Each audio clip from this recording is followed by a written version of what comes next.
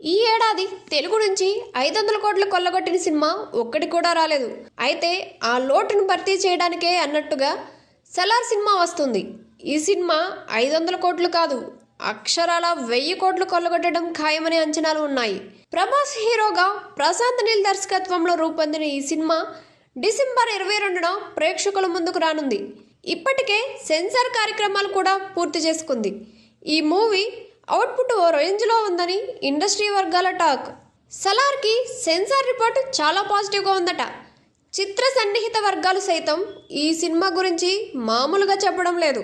కేజీఎఫ్లో కథనం మీద ఎక్కువగా దృష్టి పెట్టిన ప్రశాంత్ నీల్ సలార్ విషయంలో మాత్రం కథనంతో పాటు కథ మీద కూడా ఎక్కువ వర్క్ చేశాడట. కేజీఎఫ్తో పోలిస్తే సలార్ కథ ఎంతో బలంగా ఉంటుందట.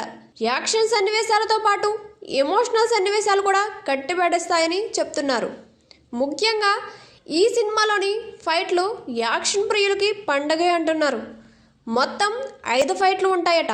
ఫస్ట్ హాఫ్లో 2 ఫైట్లు, సెకండ్ హాఫ్లో 3 ఫైట్లు ఉంటాయని, మొత్తం మీద 5 ఫైట్లు కూడా ఒకదానిని మించి మరొకటి అన్నట్టుగా ఉంటాయని టాక్ వినిపిస్తుంది. డిసెంబర్ 22న విడుదలవుతున్న ఈ సినిమా కనీసం 3-4 వారాల పాటు థియేటర్లో సందడి చేయడం ఖాయమని చెబుతున్నారు. అదే జరిగితే సంక్రాంతి సినిమాలపై ప్రభావం పడే అవకాశం ఉంది.